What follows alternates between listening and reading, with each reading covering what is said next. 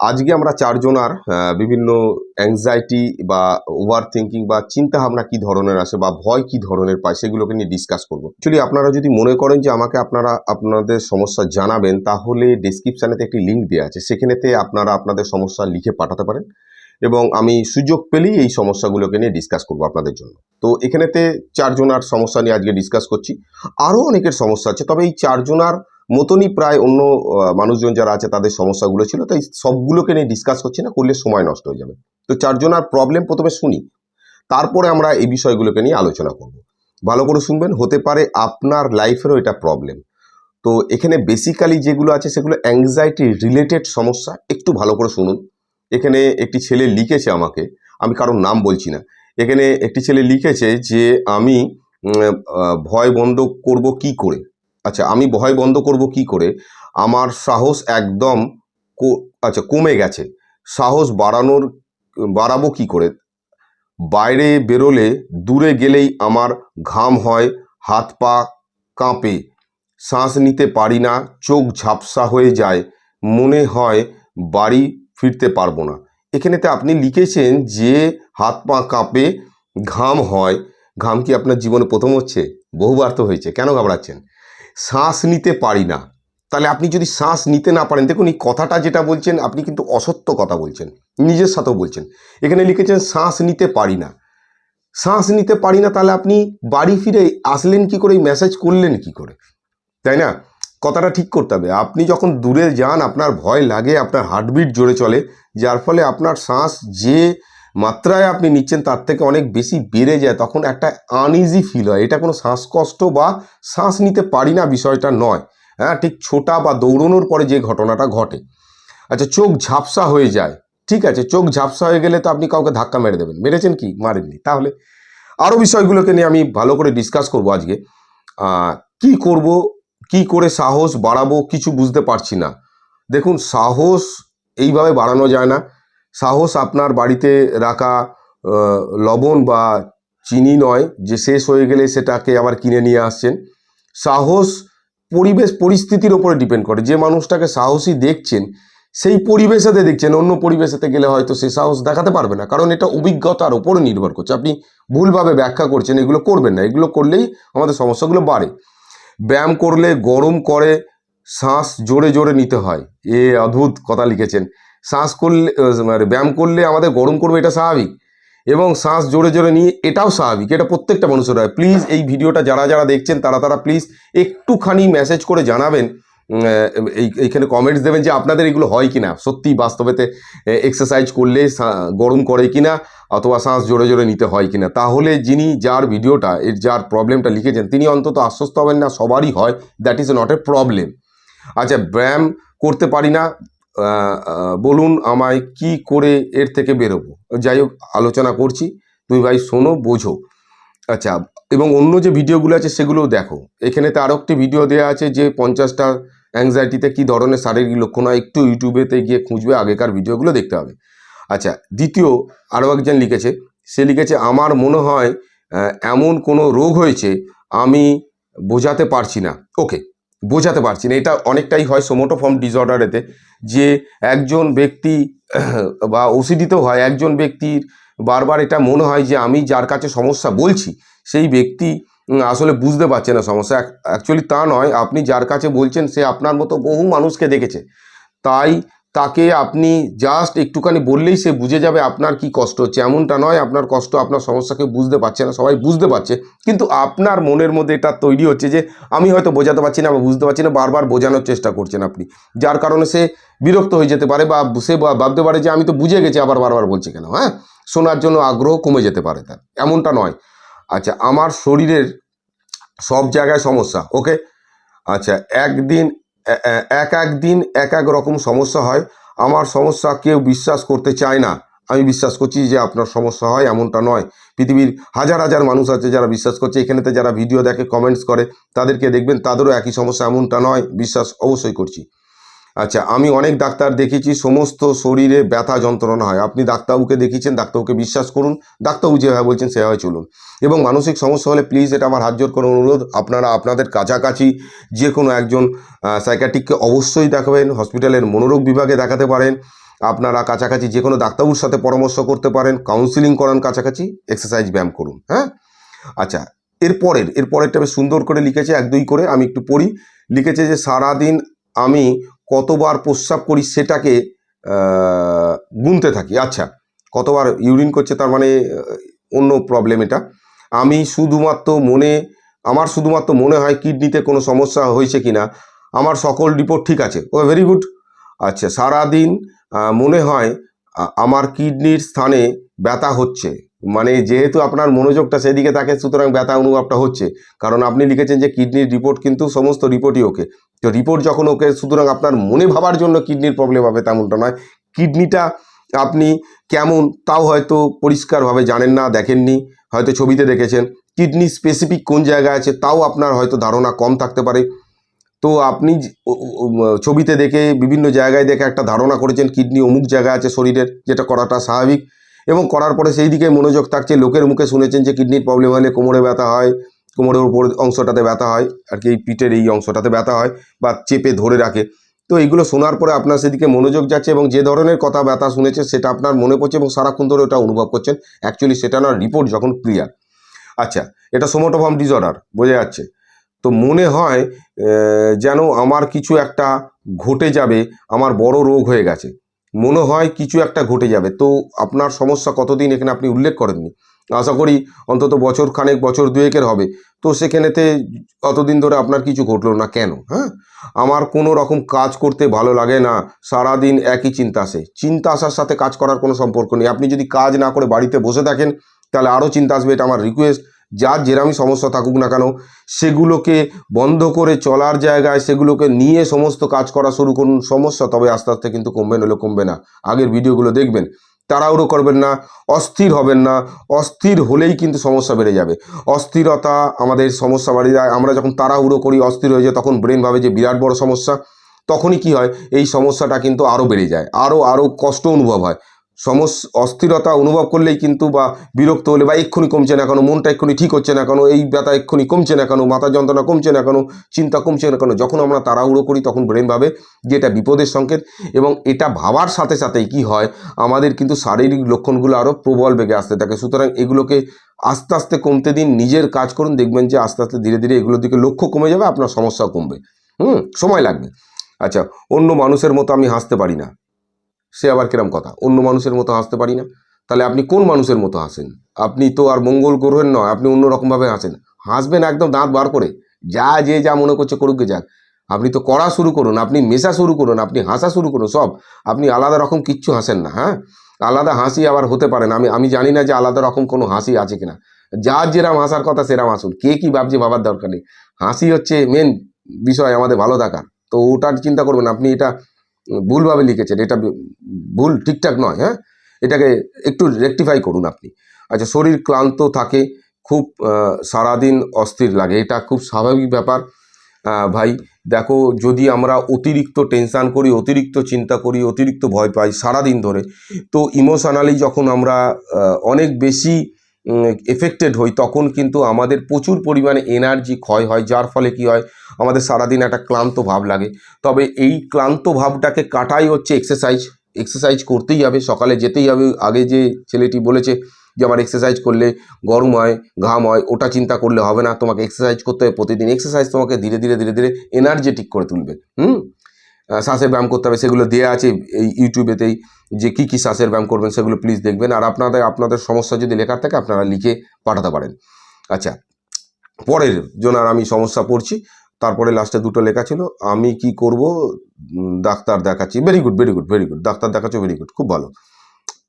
আচ্ছা, আমার রাতের বেলায় খুব ভয় লাগে। ওকে, স্পেসিফিক রাতের বেলা বেশি ভয় লাগে।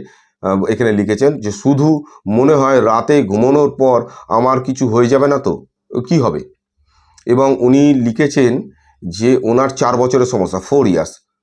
তো কিছু হয়ে যাবে না তো, আমার প্যারালাইসিস হয়ে যাবে না তো ঘুমের মধ্যে? আচ্ছা, ঘুমের মধ্যে আপনার প্যারালাইসিস হবে কেন? জেগে থাকলে হবে না? ঘুমের মধ্যে প্যারালাইসিস হতে হবে কেন? ঘুমের মধ্যে কি আপনি এমন কি ঘটনা ঘটবে যে ঘুমের মধ্যেই প্যারালাইসিস হবে, জেগে থাকলে হবে না? এমন কোন মানুষ আছে যে জেগে থাকলে প্যারালাইসিস হবে না, ঘুমের মধ্যে প্যারালাইসিস হবে? আপনি কখনো শুনেছেন যে ঘুমের মধ্যেই আমাদের প্যারালাইসিস হবেই, আর জেগে থাকলে আমাদের হবে না, তো আপনি এটা ভেবে নিচ্ছেন। আর আপনি এতদিন ধরে যে ভাবছেন ঘুমের মধ্যে প্যারালাইসিস হবে, কোথায় প্যারালাইসিস হচ্ছে, বরঞ্চ আপনার ঘুম ডিস্টার্ব হয়ে গেছে, কিচ্ছু হবে না। আপনি মেনে নিন চিন্তাটাকে, যা আবার হবে, এতদিন কিছু হয়নি, কিচ্ছু হবে না, একদম সরাসরি চিন্তাগুলোকে চ্যালেঞ্জ করুন। আচ্ছা, আর কি হবে, খুব জোরে জোরে বুক ধড়ফড় করে, ওকে, আপনি তো টেনশান করেন তাই জোরে জোরে বুক ধড়ফড় করে, এটা তো হার্টের কোনো প্রবলেম নয়। তো অনেক চেষ্টা করি এই চিন্তাগুলো করব না, আমি ভয় পাবো না, কিন্তু আমার সারাদিন চিন্তাগুলো চলতে থাকে। আমি কি করে এই চিন্তাগুলো বন্ধ করব, সেই আবার একই জায়গা চিন্তা বন্ধ করব, কি করে এর থেকে মুক্তি পাবো, আপনি হেল্প করুন। দেখুন, এখানে হেল্প করার কোনো বিষয় নেই, আমি সরাসরি বলি আমি আপনাকে হেল্প করতে পারবো না, ভিডিওর মাধ্যমে আপনাকে আমি বিষয়গুলো বোঝাতে পারবো, বা অন্য কোনো রকম হেল্প করা সম্ভব না। আপনাকে আপনার কাছাকাছিই দেখাতে হবে, আপনার কাছাকাছি হসপিটালেতে। এখানে যে বিষয়গুলো আপনি বলেছেন এটাকে আমি একটু ক্লিয়ার করি। এখানে বলেছেন যে চিন্তা বন্ধ করব কি করে, অনেক আপনি চেষ্টা করছেন। প্রথমত, চিন্তা বন্ধ করার চেষ্টা যদি আমরা করি, যে কোনো চিন্তা XYZ, যে কোনো চিন্তা, সেই চিন্তাটা যদি বন্ধ করার আমরা চেষ্টা করি, তাহলে কিন্তু মস্তিষ্ক ভেবে নেবে ওই চিন্তাটা বিপজ্জনক, এবং অটোমেটিক্যালি আপনি চিন্তাকে লক্ষ্য রাখা শুরু করবেন অজান্তেই। মস্তিষ্ক যখন ভেবে নেবে বিপজ্জনক, আমাদের বিপজ্জনক চিন্তা, বিপজ্জনক সিগন্যাল, অসুরক্ষিত আছি, এই বিষয়টা যখন মস্তিষ্কের কাছেতে কোনো মেসেজ যায়, ডেঞ্জারাস কোনো বিষয় ঘটতে চলেছে মেসেজ যায়, তখনই মস্তিষ্ক কি করে, সেই বিষয়টাকে বারবার আপনার কাছে প্রেজেন্ট করতে থাকে। আপনি যদি চিন্তা বন্ধ করার চেষ্টা করেন, মস্তিষ্ক বুঝে যাবে যে এই চিন্তাটা কোনো রকম ক্ষতিকারক চিন্তা, ক্ষতিকারক বিষয়, সে উল্টে চিন্তাটা বারবার দিতে থাকবে। হ্যাঁ, আয়রনিক প্রসেস থিওরি অনুসারে আমি বলেছিলাম যে একটা গ্রুপকে, যাদেরকে বলা হয় যে আপনাদেরকে সুযোগ দেওয়া হচ্ছে যে আপনারা সমস্ত কিছু ভাবতে পারেন, কিন্তু সাদা ভাল্লুকের কথা আপনারা ভাববেন না। আর একটা গ্রুপকে বলা হয়েছে যে আপনাদের সাদা ভাল্লুকের কথাও ভাবতে পারেন বা অন্য চিন্তাও করতে পারেন। তো অটোমেটিক্যালি দেখা যাচ্ছে যে যাদেরকে বলা হয়েছিল যে সাদা ভাল্লুকের কথা ভাববেন না, তারাই সব থেকে সাদা ভাল্লুকের কথা ভেবেছে। তো আপনি যখন মনে করবেন ওই চিন্তাটা আমি করব না, ওই বিষয়টা ঘটবে না, প্যানিক অ্যাটাক 2 মাস ছিল না, আবার হবে না, তো তার মানেই তো আপনি ভয় আবার জন্ম দিচ্ছেন, তো আপনার তো আরও সমস্যা বাড়বে। এটা করলে হবে না। যে চিন্তাটা আসছে তাকে লজিক দিন, যুক্তি দিন, যে এটা যেভাবে ভাবছি আমি, অন্য আর কিভাবে ভাবতে পারি, আমার বুক ধড়ফড় করছে, আমি ভাবছি হার্টের প্রবলেম, আর অন্য কিভাবে চিন্তা করা যেতে পারে, যে না ভাই এটা হার্টের প্রবলেম না, আমি টেনশান চিন্তা করি যার জন্য বুকটা ধড়ফড় করে, আমি একটু নার্ভাস গোছের মানুষ, আমি একটুখানি ছোট ছোট বিষয় নিয়ে অতিরিক্ত চিন্তা করে ফেলছি, তার জন্য এই বুক ধড়ফড়টা বাড়ছে, এই আমার জোরে জোরে শ্বাস নিতে হচ্ছে, এটা হার্টের সাথে রিলেটেড নয়, এটা ডেঞ্জারাস কিছু নয়, অন্যভাবে ভাবুন। হঠাৎ একটু বুক ধড়ফড় করলে মানেই আপনার হার্টের প্রবলেম, তো মানে বুকের দিকেই নজর দিয়ে বসে আছেন। এখন যদি হার্টটা যদি আমাদের হাঁটুতে থাকতো, তাহলে আপনার নজরটা হাঁটুর দিকে যেত, তেমনটা নয়। হ্যাঁ, এটাকে খুব সিম্পলভাবে বুঝুন, এবং ভিডিওগুলো, আগের ভিডিওগুলো দেখুন। সো আর একটা এখানেতে মেসেজ আছে, এই মেসেজটা ঠিক আছে, পরবর্তী ভিডিওতে এটা নিয়ে আলোচনা করা যাবে। তো মোটামুটি বিষয়গুলোকে ক্লিয়ার করি এবার একটা একটা করে। যে এখানেতে একজন বলে লিখেছেন যে আমার বাইরে যেতে পারি না, বাইরে দূরে গেলেই সমস্যা হয়। এখন বিষয়টা হচ্ছে, ধরে নিন আপনার বাড়ি এই পয়েন্টে, আমার যে আঙুলটা দেওয়া আছে, আর আপনি যাচ্ছেন এই পয়েন্টে, এ পয়েন্ট আর বি পয়েন্ট।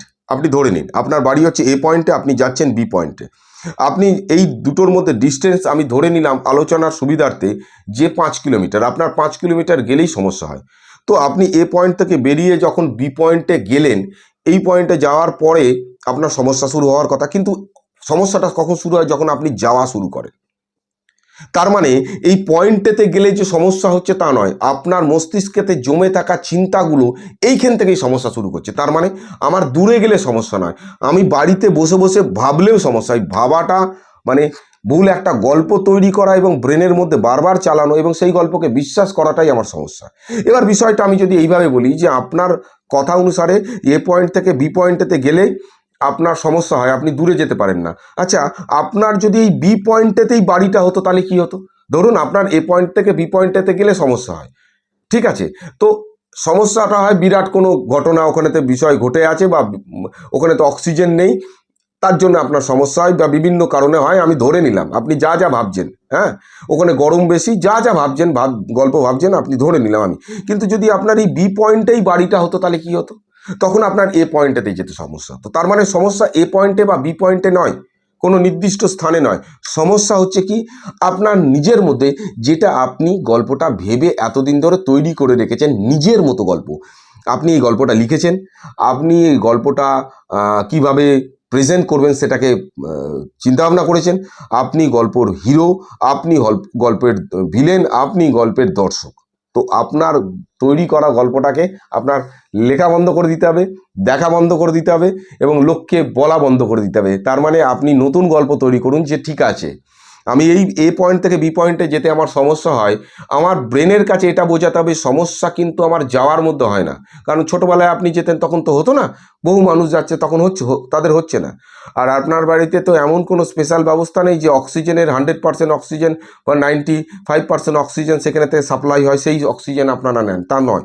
তো আপনার এ পয়েন্ট থেকে বি পয়েন্টে যাওয়ার যদি কোনো সমস্যা থাকে, আপনি ধীরে ধীরে একদম মার্ক করে করে যান যে ঠিক আছে চলো ভাই, এই হেঁটে যেতে আমার যদি লাগে 30 মিনিট, চলো আমি এটাকে কম করি, এটাকে আমি প্রথমেতে 5 মিনিট যাই, যাওয়ার পরে নিজের সাথে প্রশ্ন করি যে 5 মিনিট তো এলাম, তো 5 মিনিট আসাতে তো আমার কিছু ঘটলো না। আপনি রেজাল্টকে ফলো করুন। আপনার মাথায় কী চিন্তা আসছে দ্যাট ইজ নট ইম্পর্টেন্ট। আপনার চিন্তা আসতে পারে আপনি দেশের প্রধানমন্ত্রী হবে, তা বলে এটা কিন্তু সত্য চিন্তা না, আপনি এটাকে মানবেন না। তো ঠিক সেই রকমই আপনি ধীরে ধীরে ওটাকে চ্যালেঞ্জ করুন, এক্সপোজ করুন, ধীরে ধীরে ধীরে ধীরে কমফোর্ট জোন থেকে বেরোন। দেখুন একটা সময়তে আপনি কিন্তু সেই 20 স্থানেতে গিয়েও কমফোর্টেবল ফিল করবেন, এটা আমার বিশ্বাস। ওকে, আচ্ছা, এখানেতে দ্বিতীয় আর একটা বিষয় কি যে স্যার আমি এখানে হাসতে পারি না বা এই বিষয়টা, এটা অনেকেরই বিষয় যে তার নিজের বিহেভিয়ার পরিবর্তন করে দেয়। দেখুন, চিন্তা আসা মানেই সেই বিষয়টা আমি বা আমার সাথে ঘটনাটা ঘটবে এমনটা নয়। আমরা ভেবে নিই যে চিন্তাটা আসা মানেই আমার সাথে সেটার যোগাযোগ। আমরা কি ভাবি যে চিন্তা আসা মানেই এটা আমার সাথে যুক্ত, আমার সাথে ঘটনাটা ঘটবে। চিন্তা আসা মানেই কিন্তু সেই ঘটনা আমার সাথে ঘটবে তার কোনো প্রমাণ নেই। কিন্তু আমরা যখন একটা চিন্তাকে ভাবি যে এই চিন্তাটা আমার সাথে ঘটবেই, তখনই সমস্যাটা শুরু হয়। তাহলে আমাকে কি করতে হবে? তাহলে আমাকে প্রথমেতে অতীতের অভিজ্ঞতা থেকে একটু নাড়িয়ে দেখতে হবে। এমন চিন্তা, এমন বিশ্বাস আজ থেকে 2 দিন, 5 দিন, 1 মাস আগেও আমি করেছিলাম, কিছু ঘটনা ঘটেনি। যদি না ঘটে থাকে তাহলে এই চিন্তাটার মূল্য কোনো কিছু নেই। দেখুন, চিন্তা আমাদের বিপজ্জনক আসতে পারে, তা বলে সেটা বিপদ ঘটবেই সেই চিন্তা আসার ফলে, সেটা কোনো গ্যারান্টি নেই। আমার বা আপনার যে কোনো রকম থট আসতে পারে, এটাকে অনুমতি দেওয়াটাই সবথেকে কিন্তু বুদ্ধিমানের কাজ। আপনি অনুমতি দেন বা আপনারা অনুমতি দেন যে হ্যাঁ আমার মস্তিষ্ক সুস্থ, তার জন্য কিন্তু সব ধরনের চিন্তা আসতে পারে, সব রকমের চিন্তা আসতে পারে। ভয়ের চিন্তা আসতে পারে, বাজে চিন্তা আসতে পারে, দুর্ঘটনার চিন্তা আসতে পারে, ভবিষ্যতে খারাপ চিন্তা আসতে পারে, সব রকম চিন্তা আসতে পারে। যতটা জঘন্য ভাবছি তার থেকেও জঘন্য আসতে পারে, কারণ আমার মস্তিষ্ক সুস্থ, স্বাভাবিক, সেখানে সব রকম চিন্তা আসতে পারে এবং সব রকম চিন্তা গ্রহণ করার ক্ষমতা আমার আছে। এটা কিন্তু একটা স্বাভাবিক চিন্তা। এমনটা নয় যে পৃথিবীতে প্রত্যেকটা মানুষের সুন্দর সুন্দরই শুধুমাত্র চিন্তাভাবনা আসে, অসুন্দর চিন্তাভাবনা আসে না। বিভিন্ন জায়গা থেকে মানুষের বিভিন্ন ভিডিও, বিভিন্ন কথা শুনে মানুষের ধারণা হয়েছে যে কিছু মানুষ সারাদিনে পজিটিভ চিন্তা করে, তাদের নেগেটিভ চিন্তা আসে না। ভুল কথা। নেগেটিভ চিন্তা আমাদের ডিএনএর মধ্যে আছে। আমরা অতীতে যখন জঙ্গলে থাকতাম, গুহাতে থাকতাম, তখন আমাদেরকে বিভিন্ন নেগেটিভ চিন্তা করতে আমরা বাধ্য ছিলাম সেই পরিবেশেতে। কারণ সেই মুহূর্তে যদি একটা গাছ নড়ে, কোনো জায়গায় শব্দ শোনা যায়, আমাদের দৌড়ে ছুটে পালিয়ে আসতে হতো, কারণ সেখানেতে বন্য জন্তু ছিল, সেগুলো আমাদেরকে ক্ষতি করতো, আমাদের খেয়ে ফেলতো।